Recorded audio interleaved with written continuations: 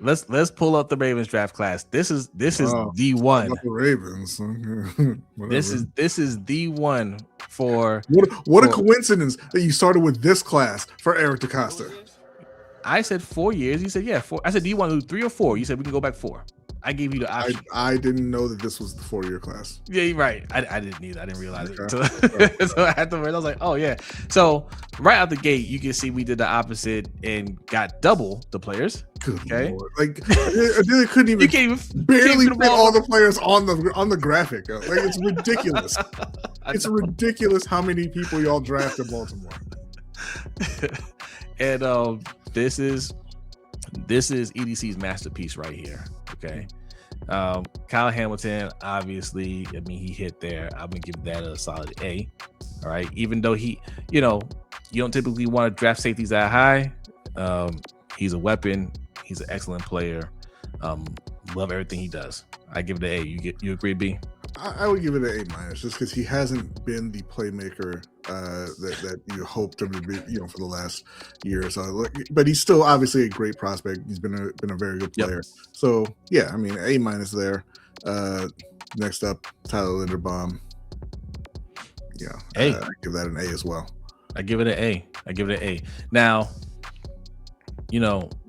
not making it to your second contract is crazy. Let's just hold off, go through one by one, and then we can talk about the aftermath of what happened. Yeah, okay. You're right, because we had that for a few of these. But yeah, A for Tyler Linderbaum. So okay, I see A+ is in the chat. But we're all on the same letter, A. Yes. Okay. All right, David Ojabo. No second round pick as well because of the Linderbaum deal, trading back into the first. So we're moving to the third round here. Wait, I don't know if this is right. I thought David Ojabo was a second round pick. Was he? I think this is wrong. I thought he was a third. This whole thing is wrong. Now that I'm looking at it, this whole thing is wrong because we had fourth round picks. Yeah, most of us had fourth round picks. Yeah. So all right, we can't go off of that. We can't go off. No, I just pulled it off the internet. I just googled it. Right, it's Ravens Wire. It says right there, Ravens Wire. Okay, blame them. I'm not blaming anybody. I'm just saying.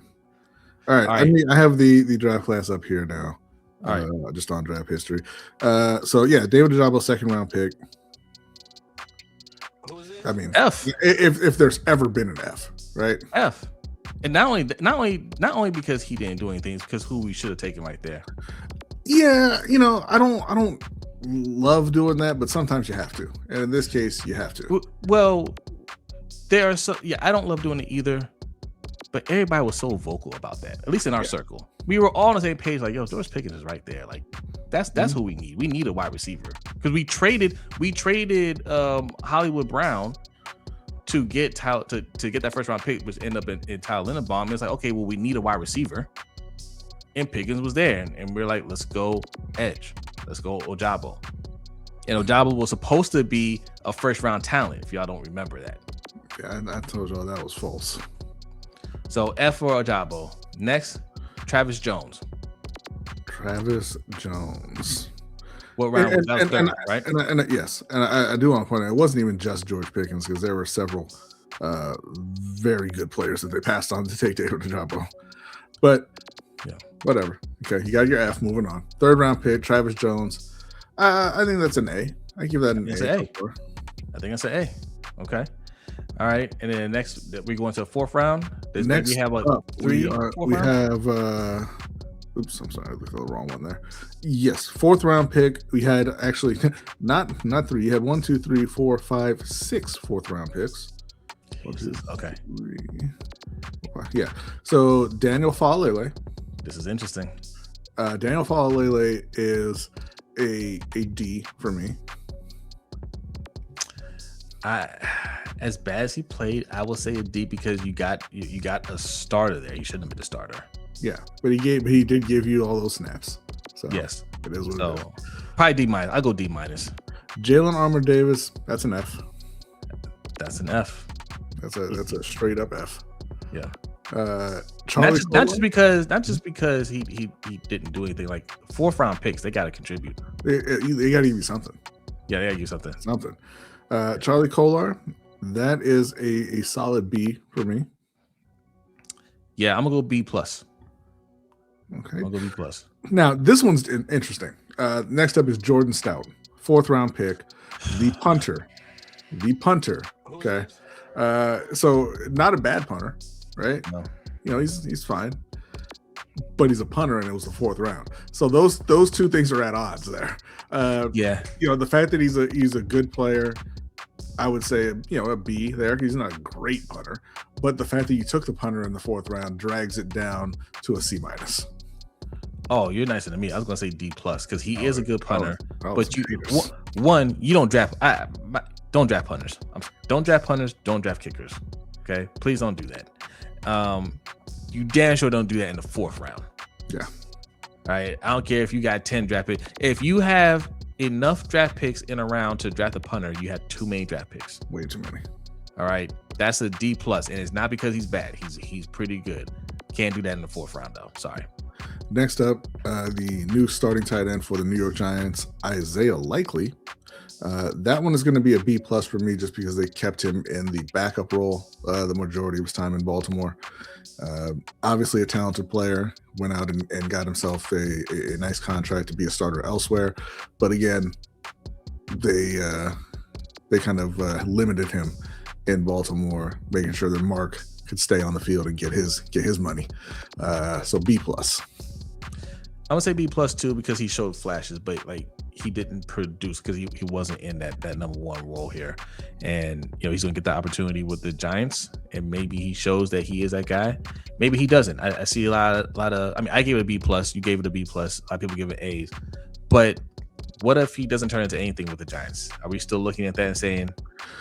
Well, that's I think he played very well for Baltimore, and when Mark Andrews was out, he put up starter numbers. So for what they got out of him as a late 4th round pick, I'm fine with a B plus, even if he doesn't turn into anything in Baltimore or in New York. In New York, yeah, B plus for sure. Next up, Demarius Williams, known as Pepe, and that is the biggest mark he left on the NFL. That one is an F. Yeah, he didn't do anything either. Yeah, that's an F to round out the 4th round there. And then they had a 6th round pick, Tyler Beatty, also an F. I'm not sure if he ever made the roster. I know that he went to Denver, and he got a little bit of run in Denver, but yeah, another F there. But overall, you're looking at this draft class. Before you get that grade, we got a super chat from Ty Riggs. Appreciate it. It says Jordan Stout, A plus plus. You got something to say? Come see me. All right, big dog, you got it. You got it. Let me go correct that. Overall, Chad, what do you grade this draft class? What do you say, because overall, you were saying that they hit on 6 out of the 11 picks, okay, which is an outstanding rate. That's over 50%. But the problem with this draft class is, okay, you hit on 6 out of the 11, and then 3 of them. Wait, 1, 2. No, it's just the 2. We got the second contract. Wait, Kyle Hamilton, Travis Jones, and that's it. And everybody else is going. Oh, so you hit on 6 out of the 11 draft picks, but 9 out of the 11 draft picks left before and didn't get a second contract in Baltimore. Some of that's by choice, obviously, Daniel Fowler. But some of those guys you wanted back, and Tyler Linderbaum, Likely, Kolar, Stout. So it's tough because you're not getting a long-term contribution from the majority of this class, right? Mm-hmm. I'm still going to give it a B plus overall because he did hit on those 6. If they had re-signed Linderbaum and maybe one of the tight ends, it'd be an A plus, easy. But the fact that 9 out of the 11 guys have moved on, it hurts.